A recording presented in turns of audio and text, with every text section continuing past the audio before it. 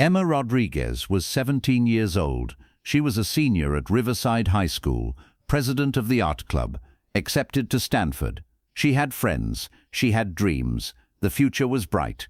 Then one day, her phone received a message from a number she didn't recognize. It contained screenshots, Instagram DMs, from her friend Madison to Emma. "You're actually ugly. Everyone makes fun of you." From Tyler, "Stanford accepting you is a joke. You're such an idiot." From Chloe, "Nobody likes you. You'd be better off dead." From 6 of her friends, hundreds of messages. Emma was shocked. "Do my friends really hate me this much?" She looked at the screenshots again. They looked real. Names, profile photos, timestamps, everything was correct. Emma called Madison. "Did you send me these messages?" Madison was confused. "What messages? I didn't send you anything." But Emma didn't believe her. "I saw the screenshots. Stop lying." Madison hung up. Emma cried. She called her other friends. They all denied it. "We didn't write those things." But Emma was looking at the screenshots. The evidence was there. That night, Emma couldn't trust anyone. "Everyone's lying. Nobody loves me." For 2 weeks, she didn't go to school. She fell into depression. Didn't eat, didn't sleep, just looked at those screenshots. Her mother Sarah grew worried. "Emma, what's wrong?" "Nothing, Mum. I'm just tired." But the truth was, Emma was destroyed. She couldn't trust her friends. She couldn't believe in her future. She couldn't hold on to life. A month later, Emma posted one last message on Instagram. "I can't take it anymore. Nobody really cares. Goodbye to everyone." Sarah saw the post, panicked, ran to Emma's room. The door was locked. She broke it down with her shoulder. Emma was lying on the bed, empty pill bottles beside her.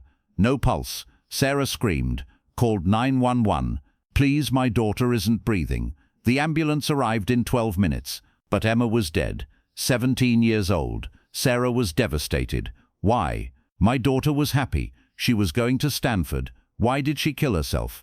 Police examined Emma's phone, found the anonymous message, saw the screenshots inside. Cyberbullying.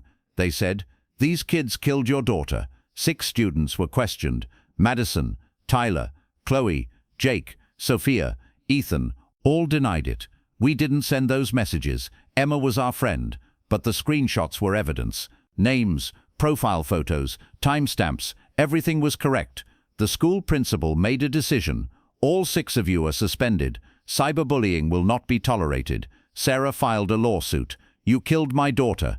The media announced the news. Teen suicide after brutal cyberbullying. 6 students accused. The 6 students' lives were destroyed. Stanford acceptances cancelled. Friends distanced themselves. Online mob justice began. Murderers, bullies, death threats arrived. Madison cried, "I didn't write anything to Emma. Why doesn't anyone believe me?" Her father went to a digital forensics expert. "Please, my daughter is innocent. Prove it." The expert examined Madison's phone, checked her Instagram account, and found these messages weren't sent from Madison's account. IP addresses are different. Metadata doesn't match. He looked deeper. "These screenshots are fake, generated by AI." Sarah was shocked. "What do you mean fake?" There was evidence. The expert explained, "With AI, perfect fake social media screenshots can be created. Name, profile photo, time-stamped, everything can be added as fake. It looks real, but it was never sent." David Harrington got involved. Elena Cortez investigated. Marcus Chen created a psychological profile, and they found the truth. Emma had never been cyberbullied. All the screenshots were fake, generated by AI. But who had done it? Elena tracked the digital trail, found the source of the anonymous message. A VPN had been used, but there was a mistake. The social proof AI service. It had been used to generate screenshots. The service kept metadata. FBI gained access, found the user account. Lucas Ramirez, Emma's ex-boyfriend. Lucas was questioned. He denied it at first. "I didn't do anything like that." But the evidence was clear. The AI service had been used from Lucas's account.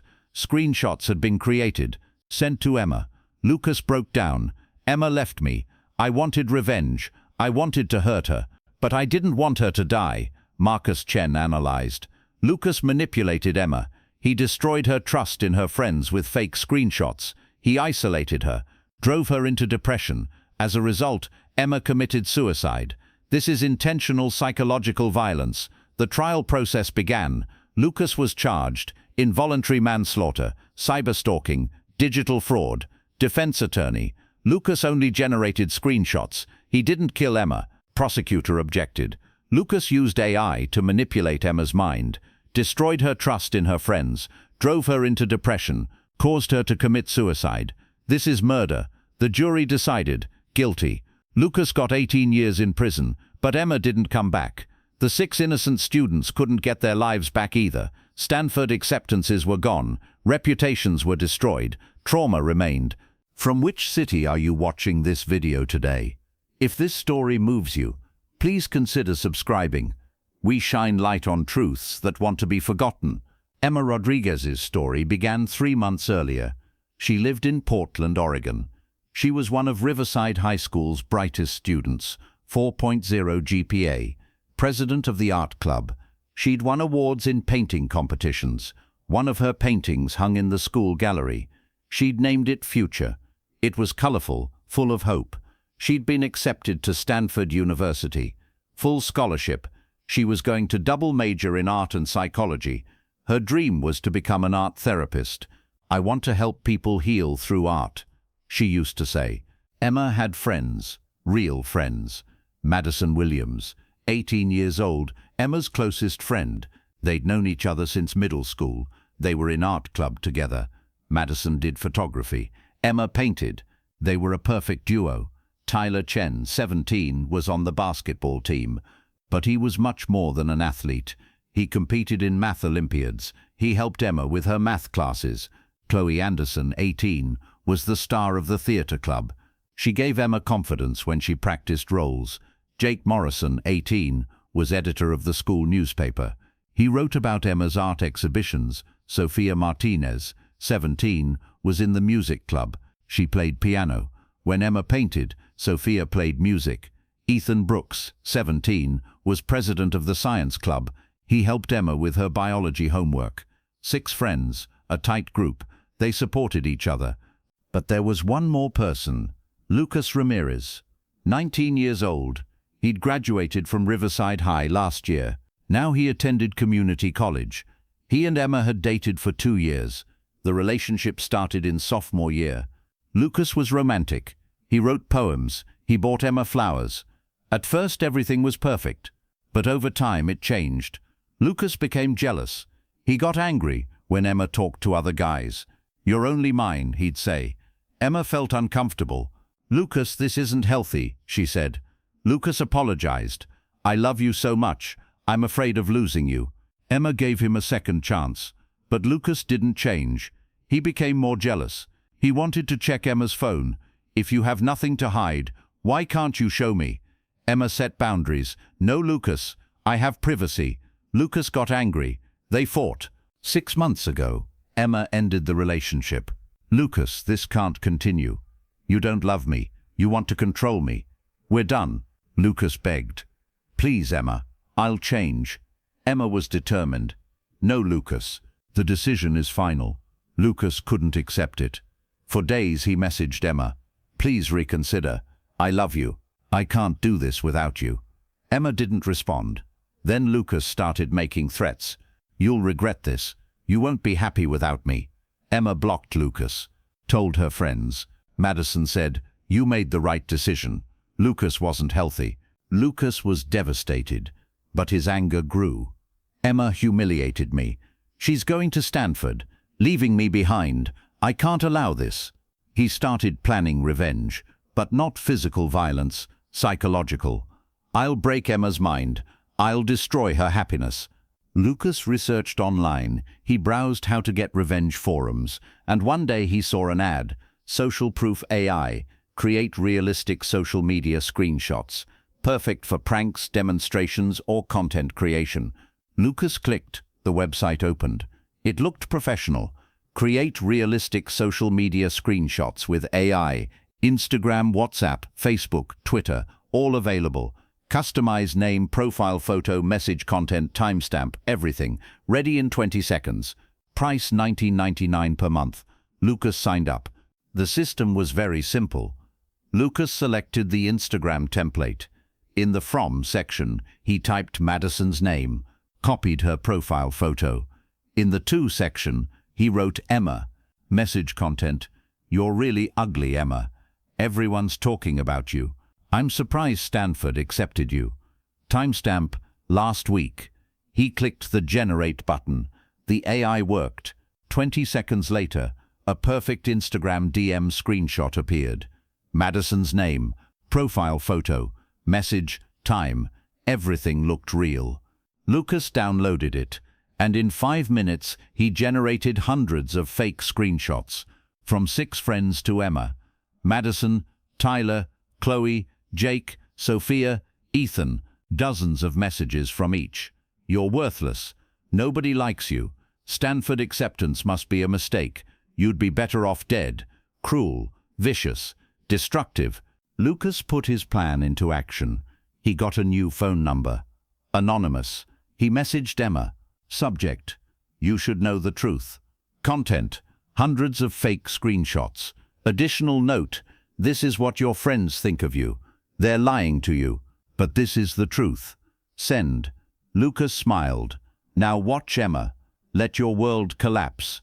Emma received the message that night. She was working on an art project. Her phone vibrated. Unknown number. She opened it, saw the screenshots. At first she thought it was a joke, but the more she looked, it seemed real. Madison's profile photo, her name, message style, timestamps. "Is this real?" she asked herself. Her heart raced. Her hands trembled. She opened another screenshot. From Tyler. "Emma's stupid. Stanford made a mistake." Then Chloe. "Nobody likes you." Jake, Sophia, Ethan. All of them, hundreds of messages, all against Emma, all cruel. Emma started crying. "My friends, do they hate me this much?" She read the screenshots again, and again, and again. For hours. She couldn't sleep. Maybe I misunderstood. Maybe it's Photoshop. But it was so realistic. Maybe they really think this way. The next morning, Emma went to school. She saw Madison, approached her. Her voice was trembling. "Madison, I need to ask you something." Madison smiled. "Sure. Emma, what's up?" Emma pulled out her phone, showed the screenshots. "Did you write these?" Madison was shocked, looked at the screen. "What? No, I didn't write anything like that. What is this?" Emma wanted to believe her. "But the screenshots were there. But your name is here, your profile photo." Madison took the phone. "Look closely." "Emma, I swear I didn't send anything like this. This must be fake." Emma looked away. "Then why does it look so real?" Madison couldn't answer. Emma found Tyler, asked the same question. Tyler also denied it.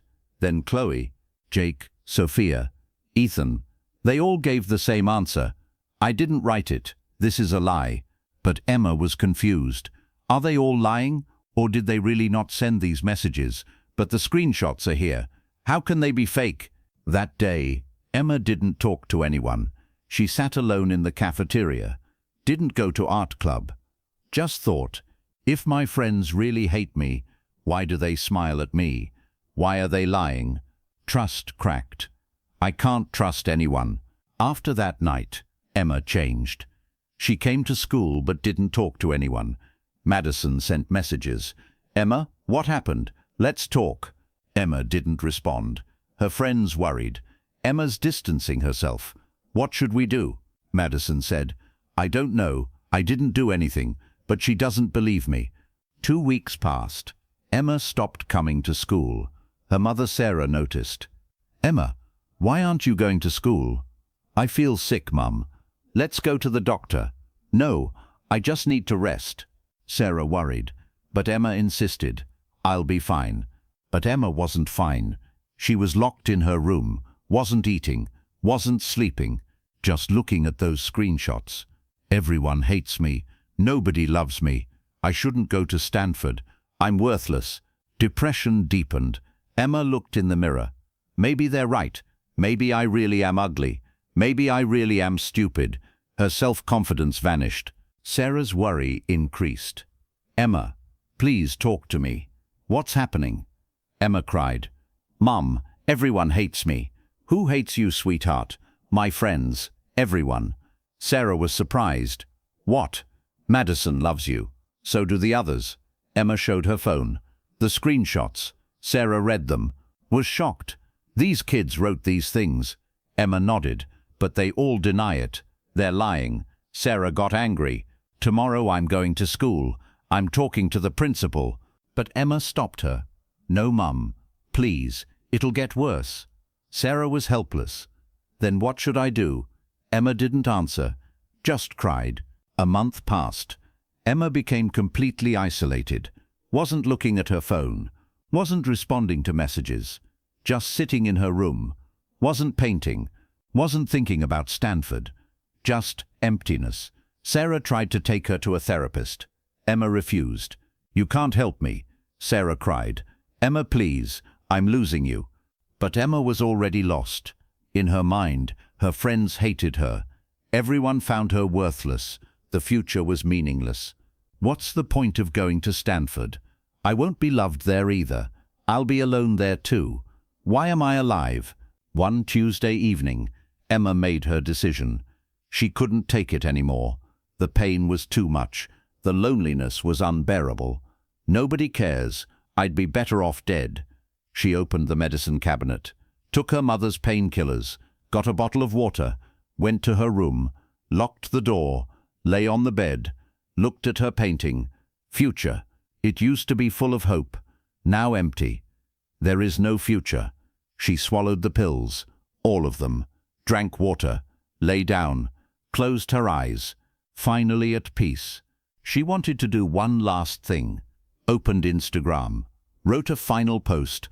I can't take it anymore. Nobody really cares. My friends lied. Life hurts too much. Goodbye to everyone. I hope someday you'll learn the truth, but it will be too late. Post. Sarah was downstairs watching TV. Her phone vibrated. Instagram notification. Emma's post. She read it. Her heart stopped. No. She ran up the stairs. Emma. Emma. The door was locked. She pounded. Emma, open the door. No answer. Sarah panicked. Threw her shoulder against the door. Once. Twice. 3 times. The door broke. She went in. Emma was lying on the bed. Eyes closed. Weak pulse. Empty pill bottles beside her. Sarah screamed. No. Emma. She grabbed her phone. Called 911. Please, my daughter took pills.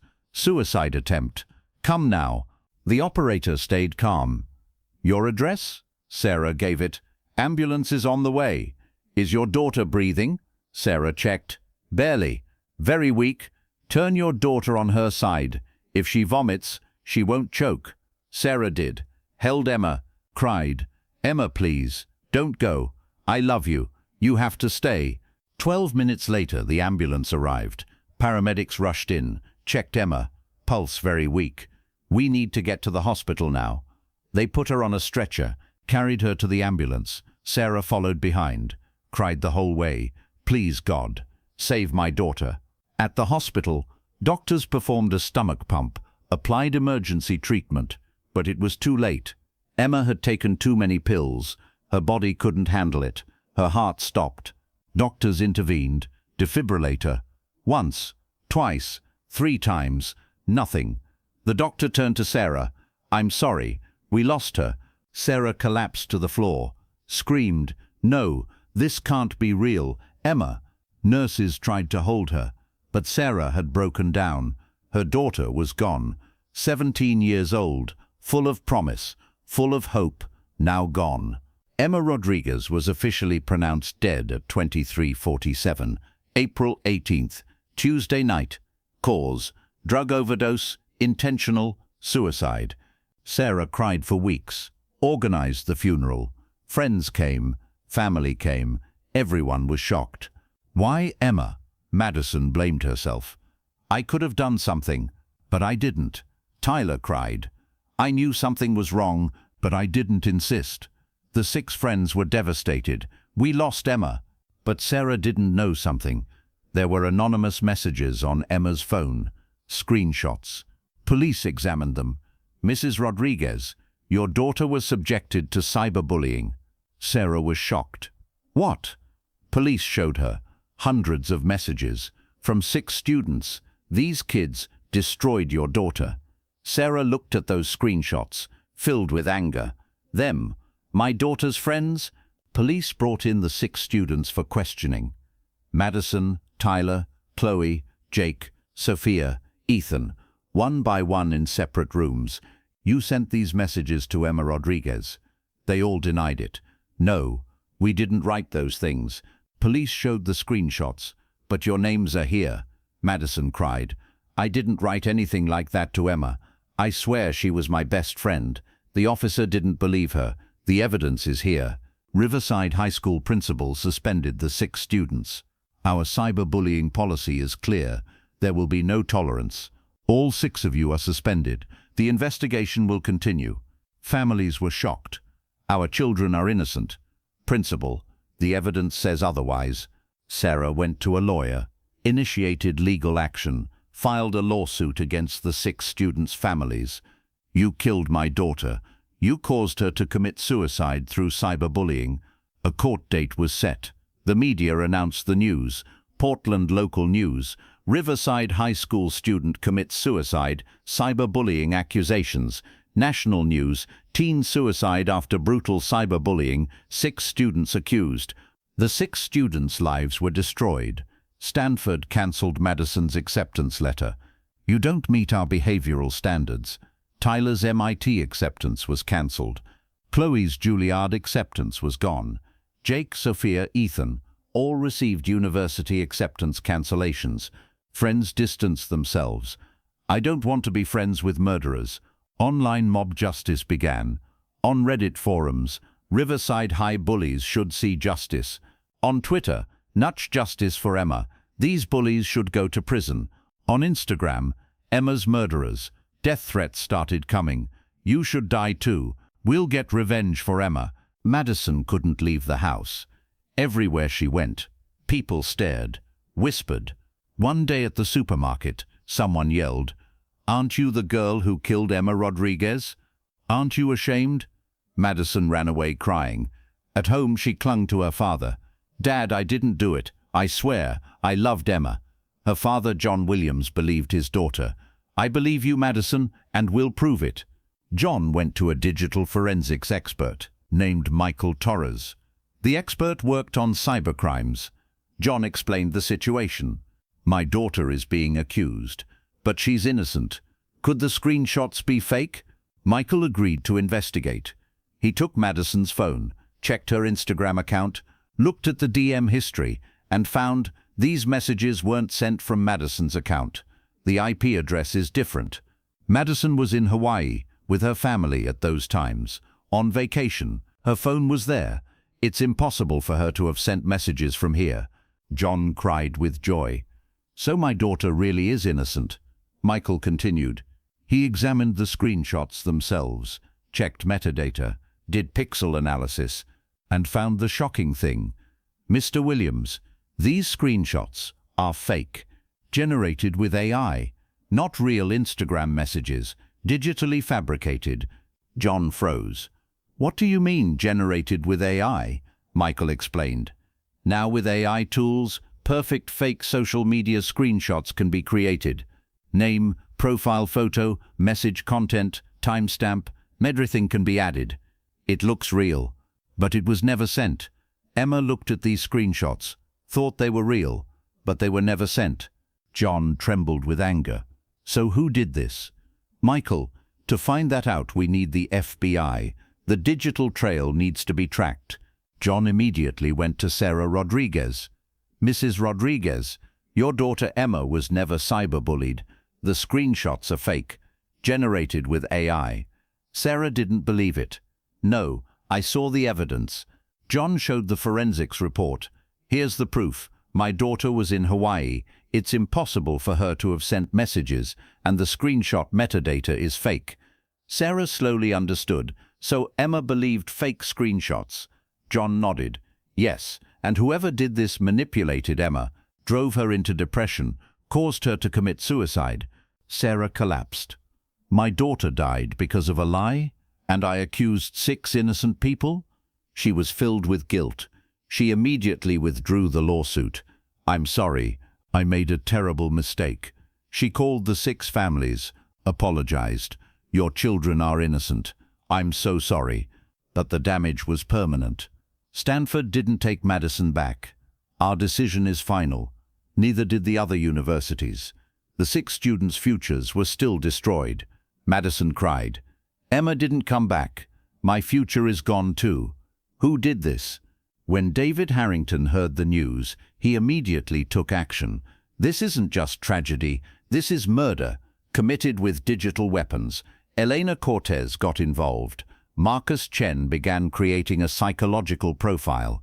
Elena did digital trail research. She tracked the number that sent the anonymous message to Emma's phone, burner phone, but it was connected to a service.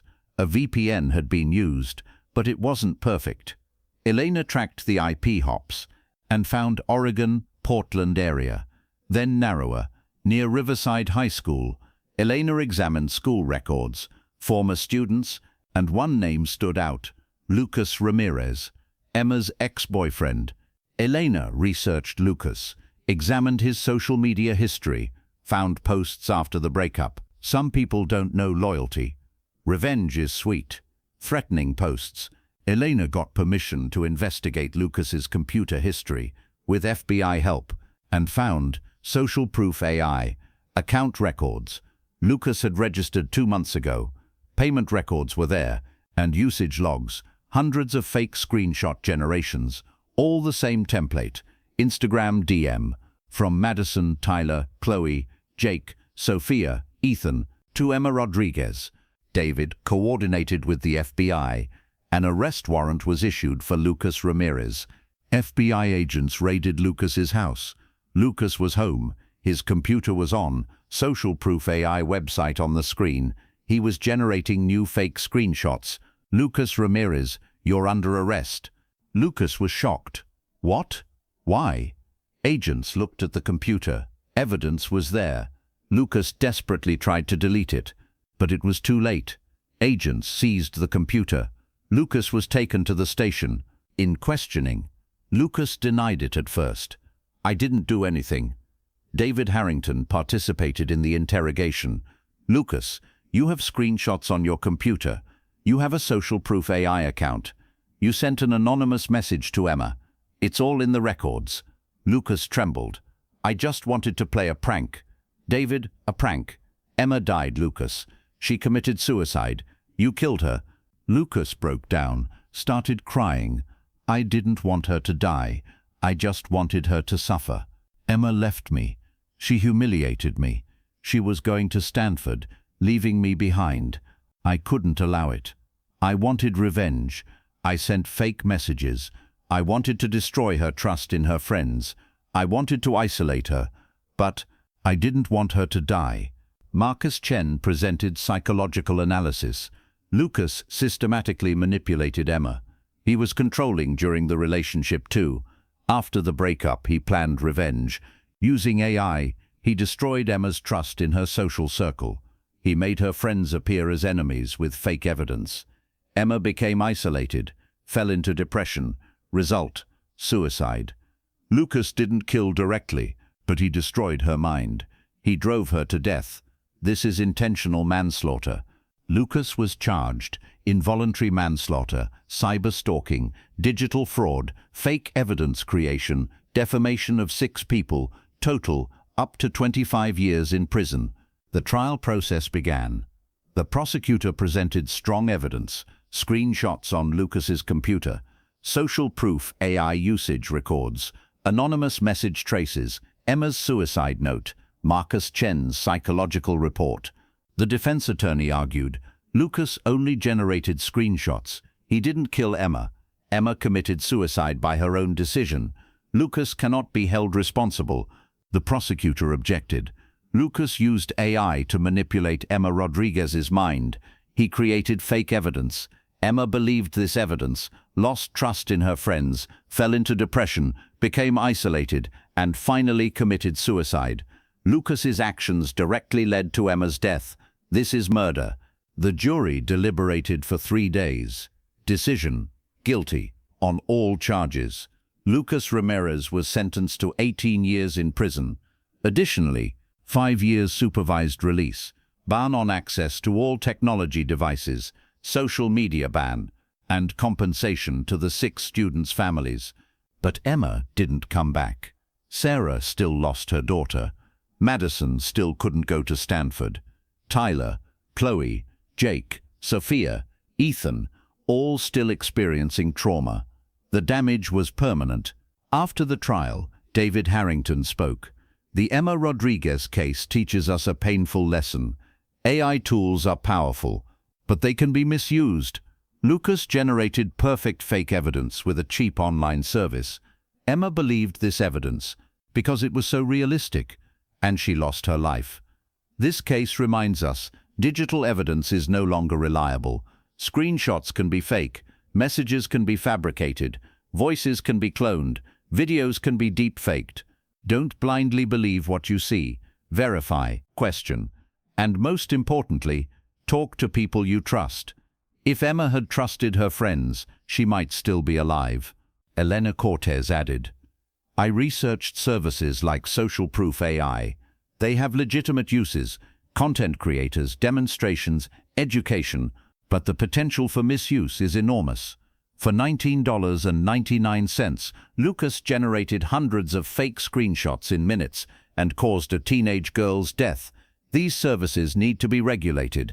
Identity verification, usage tracking, metadata recording. Misuse must be prevented.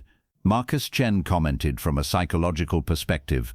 Emma's behavior showed classic isolation and depression symptoms. Fake evidence distorted her perception of reality. She couldn't trust her friends, couldn't tell anyone. She was alone, and suicide seemed like the only option. But it wasn't. If Emma had opened up to an adult, a school counselor, a therapist, the truth could have come out. We must teach young people this. If something seems wrong, tell an adult. Don't stay alone. Social Proof AI company was shut down. The CEO was arrested for providing tools for manipulation, but dozens of similar services are still active. AI screenshot generation is now the norm. Madison Williams lives in Portland today, attends community college. The Stanford dream ended, but she's alive. She's in therapy. I lost Emma. I lost my future, but I have to survive, for Emma's sake. Madison teaches digital literacy classes, teaching young people to recognize fake evidence. If something looks suspicious, verify it. Don't believe blindly. Sarah Rodriguez founded a foundation today, Emma's Truth Foundation. Cyberbullying awareness and AI education. She gives seminars at schools. My daughter died because of a lie. I don't want others to die. Let's teach young people the truth. Lucas Ramirez is in prison, 18 years. Every day he thinks about Emma. I wish I could take it back. I wish I hadn't wanted revenge. Emma might still be alive, and I might not have destroyed my life.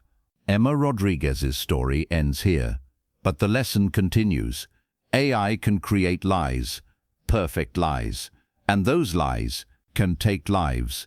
Be careful, verify, and most importantly, trust each other, not the screen, people.